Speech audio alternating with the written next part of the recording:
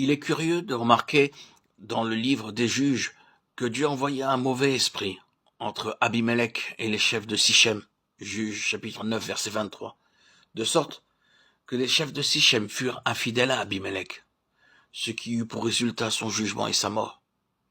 Ici, il nous est parlé de Dieu comme étant la puissance souveraine de l'univers, par la seule permission duquel les émissaires de Satan ont le pouvoir de travailler. Quand les hommes prêchent contre lui ou lui désobéissent, il n'a simplement qu'à retirer sa main et à laisser les puissances des ténèbres accomplir leur volonté sur les hommes, afin d'amener leur châtiment. Plus loin, il nous est dit, Dieu envoya un mauvais esprit pour troubler Saül. C'est-à-dire que Saül refusa d'obéir à Dieu, et c'est pourquoi Dieu permit à l'émissaire de Satan d'agir librement. Car la rébellion est comme le péché de divination, Samuel 15, 23.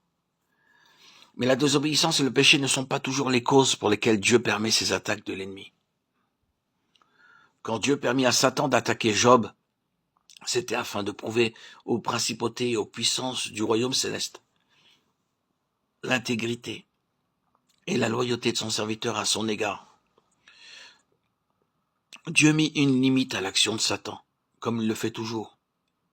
Il conduisit son serviteur à travers bien des difficultés, jusqu'à ce qu'il pût lui donner une double bénédiction.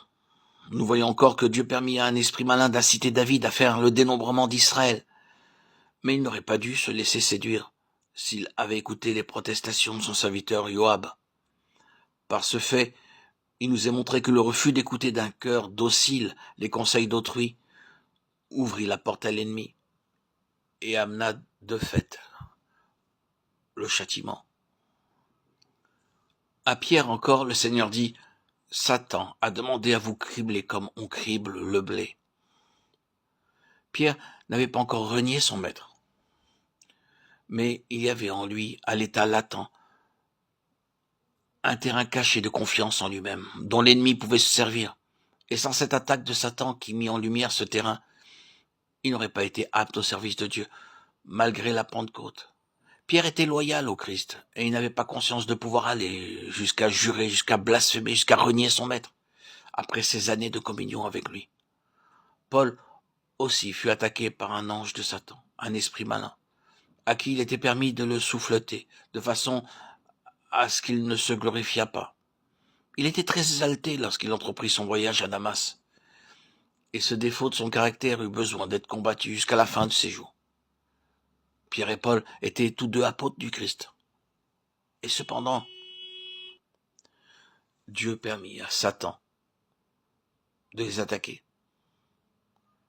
C'est aussi ce que Dieu permet pour beaucoup d'enfants de Dieu en ce moment. Satan a demandé à vous cribler comme on crible du blé, mais j'ai prié pour toi, dit Jésus à Pierre.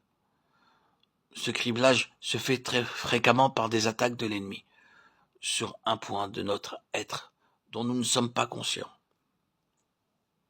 Il est donc clair que ce n'est pas toujours une désobéissance particulière, un péché particulier qui nous attire, ces attaques des puissances ténébreuses.